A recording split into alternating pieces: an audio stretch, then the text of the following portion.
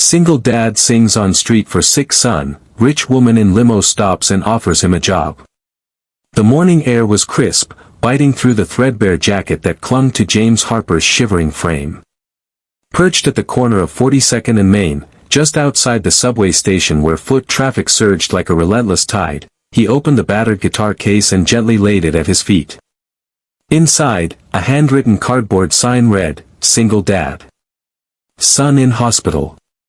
Just trying to get by. God bless."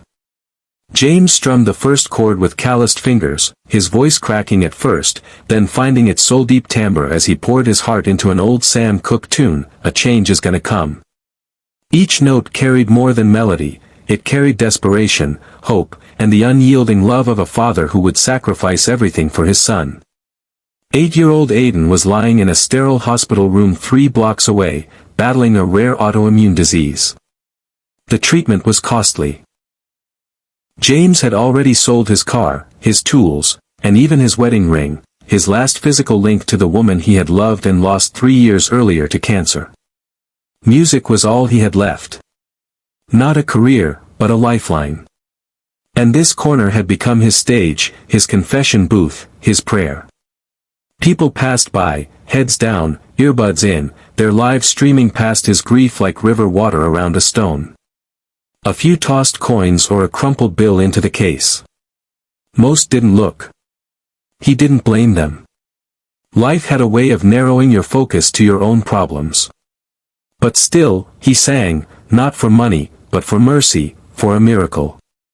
That morning, fate wore black sunglasses and red lipstick. The limousine was sleek, polished, and out of place on that grimy corner.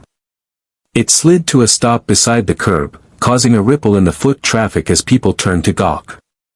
The rear window lowered slowly, revealing a woman with striking silver hair and sharp eyes softened by something unspoken, unreadable. She watched James for a full minute before stepping out in heels that didn't belong on cracked pavement. She approached him slowly, like someone stepping into a memory.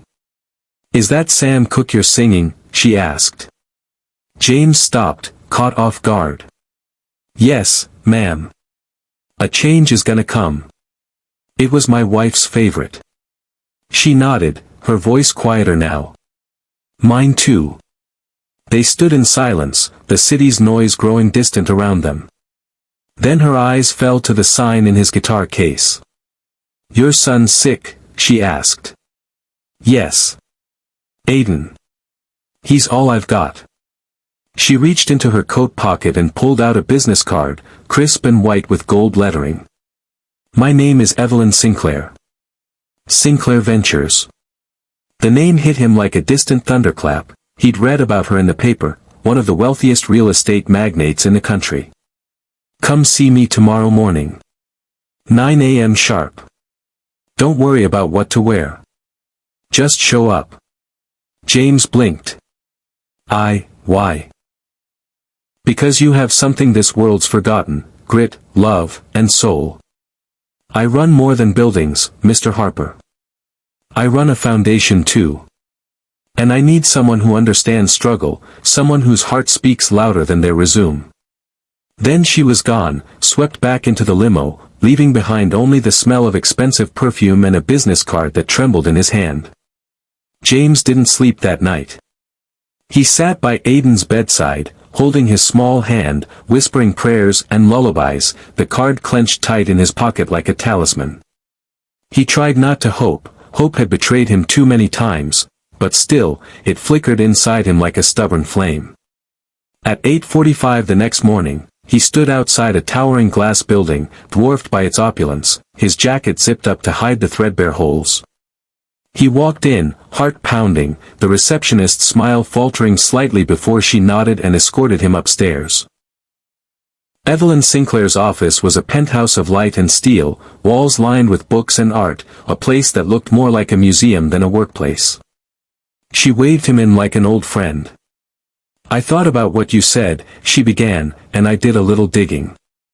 Your wife, Emily Harper, was a teacher. Beloved in her community. Your son's doctors speak highly of you. And you, James, were once a contractor. Built half the homes in Queens. He nodded, unsure where this was going. I run a non-profit called Second Note. It funds arts programs in low-income communities, hospitals, and shelters. Music therapy, after-school programs, things like that. I need someone who can rebuild a few of our centers. Manage people. Fix what's broken. But most of all, someone who knows what it means to need a second chance. James swallowed hard.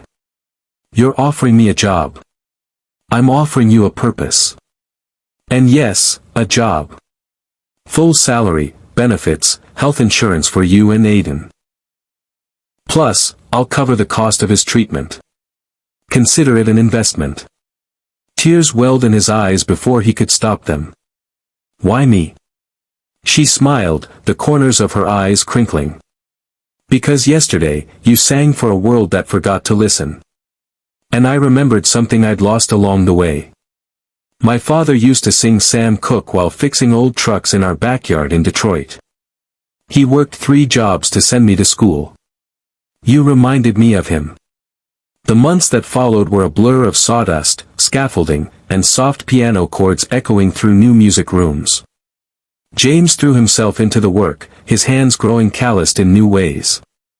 Aiden, slowly healing, joined him at the centers, smiling again, painting murals and tapping drums with other kids.